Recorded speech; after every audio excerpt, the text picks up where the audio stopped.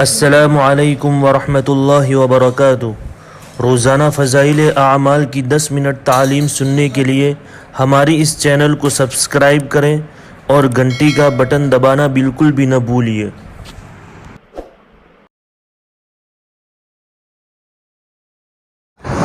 بسم اللہ الرحمن الرحیم۔ حضرت حنظلہ رضی اللہ تعالیٰ عنہ کی شہادت۔ غزوہ احد میں حضرت حنظلہ رضی اللہ تعالیٰ عنہ اول سے شریک نہیں تھے۔ کہتے ہیں کہ ان کی نئی شادی ہوئی تھی، بیوی سے ہم بستر ہوئے تھے، اس کے بعد غسل کی تیاری کر رہے تھے اور غسل کرنے کے لیے بیٹھ بھی گئے، سر کو دھو رہے تھے کہ ایک دم مسلمانوں کی شکست کی آواز کان میں پڑی، جس کی تاب نہ لا سکے اس حالت میں تلوار ہاتھ میں لی اور لڑائی کے میدان کی طرف بڑھے چلے گئے اور کفار پر حملہ کیا اور برابر بڑھتے چلے گئے کہ اسی حالت میں شہید ہو گئے۔ چونکہ شہید کو اگر جنوبی نہ ہو تو بغیر غسل دیے ہوئے دفن کیا جاتا ہے، اس لیے ان کو بھی اسی طرح کیا گیا۔ مگر حضور صلی اللہ علیہ وسلم نے دیکھا کہ ملائکہ ان کو غسل دے رہے ہیں۔ حضور صلی اللہ علیہ وسلم نے صحابہ کرام رضوان اللہ تعالی علیہ اجمعین سے ملائکہ کے غسل دینے کا تذکرہ فرمایا۔ ابو سعید ساعدی رضی اللہ تعالیٰ عنہ کہتے ہیں کہ میں نے حضور صلی اللہ علیہ وسلم کا یہ ارشاد سن کر حنظلہ رضی اللہ تعالیٰ عنہ کو جا کر دیکھا تو ان کے سر سے غسل کا پانی ٹپک رہا تھا۔ حضور صلی اللہ علیہ وسلم نے واپسی پر تحقیق فرمایا تو ان کے بغیر نہائے جانے کا قصہ معلوم ہوا۔ فائدہ: یہ بھی کمال بہادری ہے۔ بہادر آدمی کو اپنے ارادے میں تاخیر کرنا دشوار ہوتا ہے، اسی لیے اتنا انتظار بھی نہیں کیا کہ غسل پورا کر لیتے۔ حضرت عمرو بن جموح رضی اللہ تعالیٰ عنہ کی تمنا شہادت۔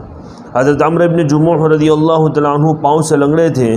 ان کے 4 بیٹے تھے جو اکثر حضور اقدس صلی اللہ علیہ وسلم کی خدمت میں بھی حاضر ہوتے اور لڑائیوں میں بھی شرکت کرتے تھے۔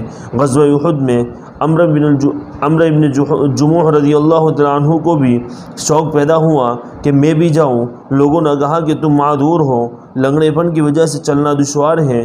انہوں نے فرمایا کیسی بری بات ہے کہ میرے بیٹے تو جنت میں جائیں اور میں رہ جاؤں۔ بیوی نے بھی ابھارنے کے لیے طعنے کے طور پر کہا کہ میں تو دیکھ رہی ہوں کہ وہ لڑائی سے بھاگ کر لوٹ آیا۔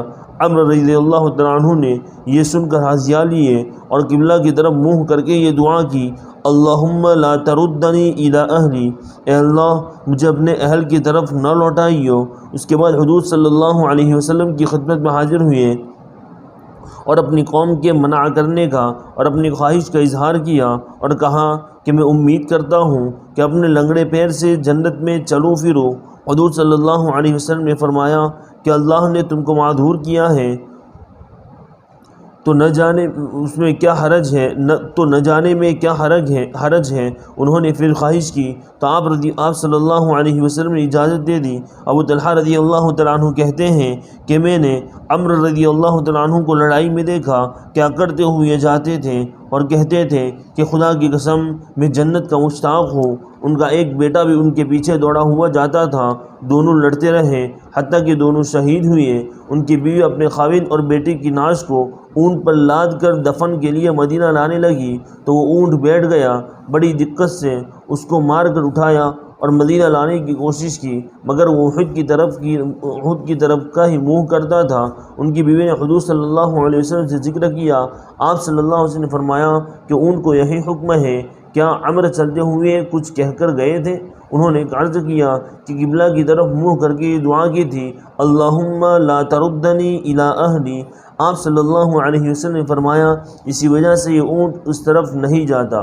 فائدہ: اسی کا نام ہے جنت کا شوق اور یہی ہے وہ سچا عشق اللہ کا اور اس کے رسول صلی اللہ علیہ وسلم کا، جس کی وجہ سے صحابہ کرام رضوان اللہ تعالی مجمعین کہاں سے کہاں پہنچ گئے کہ ان کے جذبے مرنے کے بعد بھی ویسے ہی رہتے۔ بہتری کوشش کی کہ اونٹ چلے، مگر وہ یا تو بیٹھ جاتا یا خود کی طرف چلتا تھا۔ حضرت مصعب بن عمیر رضی اللہ تعالی عنہ کی شہادت۔ حضرت مصعب بن عمیر رضی اللہ تعالیٰ عنہ اسلام لانے سے پہلے بڑے ناز کے پلے ہوئے اور مالدار لڑکوں میں تھے۔ ان کے باپ ان کے لیے 200 درہم کا جوڑا خرید کر پہناتے تھے۔ نوعمر تھے، بہت زیادہ ناز و نعمت میں پرورش پاتے تھے۔ اسلام کے شروعی زمانے میں گھر والوں سے چھپ کر مسلمان ہو گئے اور اسی حالت میں رہے۔ کسی نے ان کے گھر والوں کو بھی خبر کر دی، انہوں نے ان کو باندھ کر قید کر دیا۔ کچھ روز اسی حالت میں گزرے اور جب موقع ملا تو چھپ کر بھاگ گئے، اور جو لوگ حبشہ کی طرف ہجرت کرتے تھے ان کے ساتھ ہجرت کر کے چلے گئے۔ وہاں سے واپس آ کر مدینہ کی ہجرت فرمائی اور زہد و فقر کی زندگی بسر کرنے لگے۔ اور ایسی تنگی کی حالت تھی کہ ایک مرتبہ حضور صلی اللہ علیہ وسلم تشریف فرما تھے۔ حضرت مصعب رضی اللہ تعالیٰ عنہ سامنے سے گزرے، ان کے پاس صرف ایک چادر تھی جو کئی جگہ سے پھٹی ہوئی تھی، اور ایک جگہ بجائے کپڑے کے چمڑے کا پیوند لگا ہوا تھا۔ حضور صلی اللہ علیہ وسلم ان کی اس حالت اور اس پہلی حالت کا تذکرہ فرماتے ہوئے آنکھوں میں آنسو بھر لائے۔ غزوہ احد میں مہاجرین کا جھنڈا ان کے ہاتھ میں تھا۔ جب مسلمان نہایت پریشانی کی حالت میں منتشر ہو رہے تھے تو یہ جمے ہوئے کھڑے تھے۔ ایک کافر ان کے قریب آیا اور تلوار سے ہاتھ کاٹ دیا کہ جھنڈا گر جاوے اور مسلمانوں کو گویا کھلی شکست ہو جائے۔ انہوں نے فوراً دوسرا ہاتھ میں لے لیا، اس نے دوسرے ہاتھ کو بھی کاٹ ڈالا۔ انہوں نے دونوں بازوؤں کو جوڑ کر سینے سے جھنڈے کو چمٹا لیا کہ گرے نہیں۔ اس نے ان کو تیر مارا جس سے شہید ہو گئے، مگر زندگی میں جھنڈے کو نہ گرنے دیا۔ اس کے بعد جھنڈا گرا جس کو فوراً دوسرے شخص نے اٹھا لیا۔ جب ان کو دفن کرنے کی نوبت آئی تو صرف ایک چادر ان کے پاس تھی جو پورے بدن پر نہیں آتی تھی۔ اگر سر کی طرف سے ڈھانکا جاتا تو پاؤں کھل جاتے، اور پاؤں کی طرف کی جاتی تو سر کھل جاتا۔ حضور صلی اللہ علیہ وسلم نے ارشاد فرمایا کہ چادر کو سر کی جانب کر دیا جائے اور پاؤں پر اذخر کے پتے ڈال دیے جائیں۔ فائدہ: یہ آخری زندگی ہے اس نازک اور نازوں پر پلے ہوئے کی جو 200 درہم کا جوڑا پہنتا تھا کہ آج اس کو کفن کی ایک چادر بھی پوری نہیں ملتی، اور اس ہمت پر یہ کہ زندگی میں جھنڈا نہ گرنے دیا۔ دونوں ہاتھ کٹ گئے مگر پھر بھی اس کو نہ چھوڑا۔ بڑے نازوں کے پلے ہوئے تھے، مگر ایمان ان لوگوں کے دلوں میں کچھ ایسی طرح سے جمتا تھا کہ پھر وہ اپنے سوا کسی چیز کا بھی نہ چھوڑتا تھا۔ روپیہ، پیسہ، راحت، آرام، ہر قسم کی چیز سے ہٹا کر اپنے میں لگا لیتا تھا۔ والسلام علیکم ورحمۃ اللہ وبرکاتہ۔